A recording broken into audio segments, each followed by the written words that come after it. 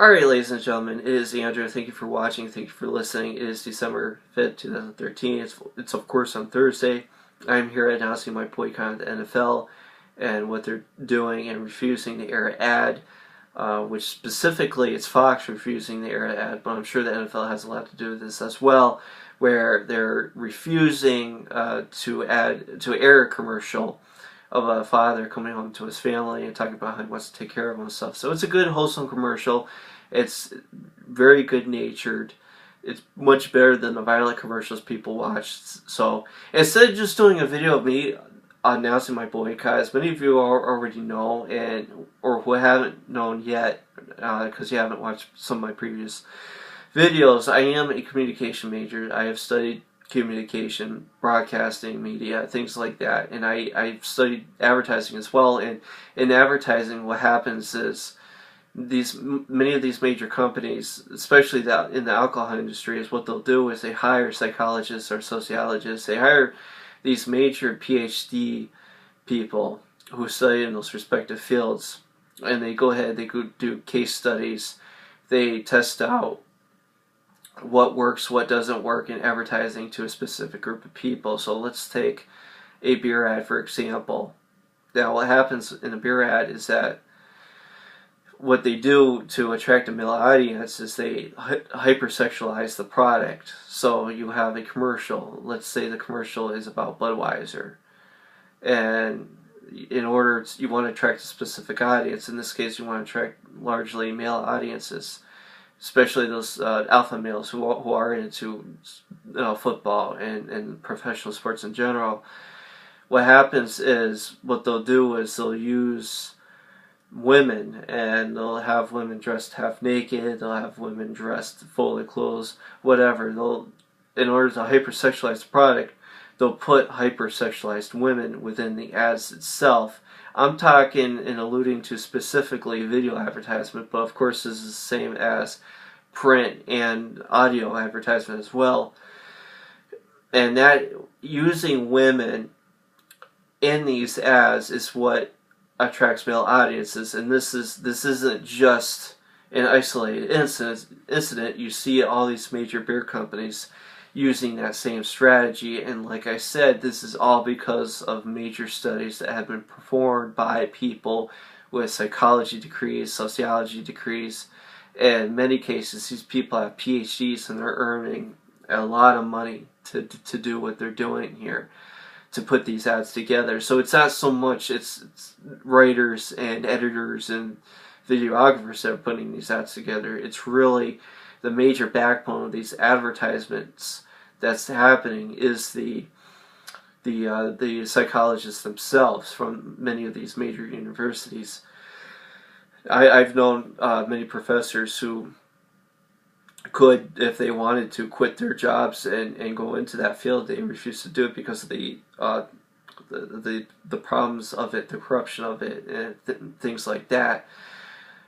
And now here's another thing about advertising. This is something that I think the general population needs to understand in order to understand advertising. Excuse me for a second. Now, to understand advertising, you need to understand that people have relationships with products, okay? People have, it's kind of a bizarre thing, you don't really think of it. You think of a product, you think of a bar of soap that you use. You're using it to clean yourself. Or, there's a Budweiser there, you're thinking about, I want to quench my thirst, so I'm going to have a beer tonight, and there's nothing wrong with that. But what happens with this Edward Bernays caliber of marketing that's occurring right now, people have relationships with products. They have, in some cases, they have very, very deep ties to products.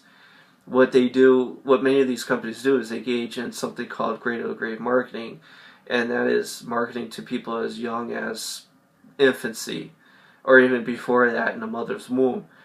That's how they want to target you as an advertiser, so they know that as a little child, as an infant, you're going to be attached to that brand for the rest of your life. And like, for example, let's take Coke and Pepsi. Well, If you're a child and you constantly see Coke ads, more than likely, it's not always the case, but in many cases, you're going to be attached to Coke-based products instead of Pepsi-based products. Now, here's my point, and here's what I want to get into with myself refusing to continue to engage in NFL consumption and this advertising. What this advertising is doing, it's actually doing the very same thing and trying to get people to have a relationship to something. Now, this is, of course, a major gun manufacturer who's pushing this advertising and is trying to buy ad space for it during the Super Bowl. What they're doing with this commercial, and I've seen the commercial and I've listened to it, essentially what it's doing is it's not so much pushing guns, it's actually pushing family values. The NFL, the larger corporate interests do not want that. They want broken families. They want dysfunctional people.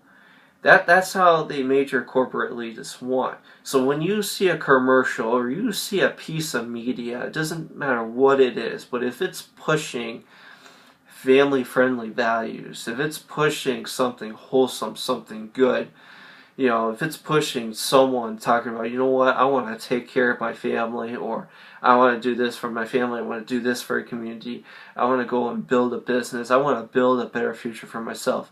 Anything like that, an advertisement like that is in absolute holy water to Satan, to the vampire.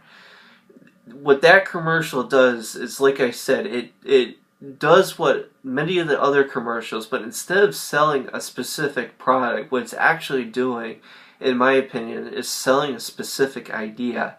It's selling family values. It's saying to a little kid, when a little kid watches this during the Super Bowl, which is a pretty large audience, I would have to say, during the Super Bowl, so you get a lot of children watching those games. So you're gonna see little Johnny, or you're gonna see little Sammy sitting there in front of the television watching this major gladiatorial game take place.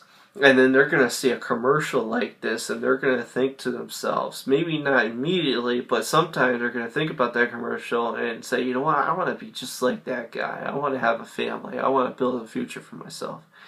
The NFL doesn't want that. Corporate elites don't want that. And so really what I believe is they're engaged in cradle-to-grave marketing. And they're doing this in a reverse way. Not in the perverse way that these major companies use by using sex, by using all kinds of things to allure young kids to a specific product. But what they're actually doing is using cradle-to-grave marketing to push family values, and that's what we need in society. We need people to step up, myself included, to come up with products.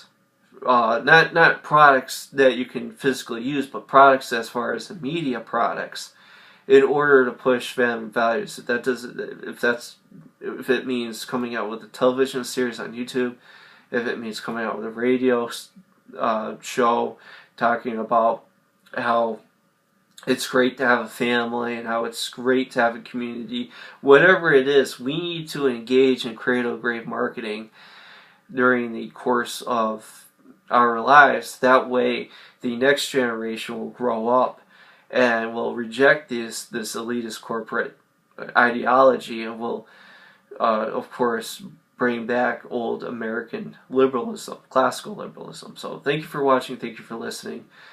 Of course, please rate this video, comment. I really do want to hear some of your comments and some feedback on this.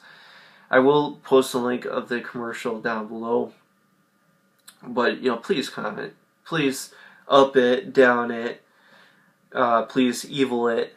Like the Austin Powers, Dr. Evil. So, thank you for watching. Thank you for listening. Bye-bye.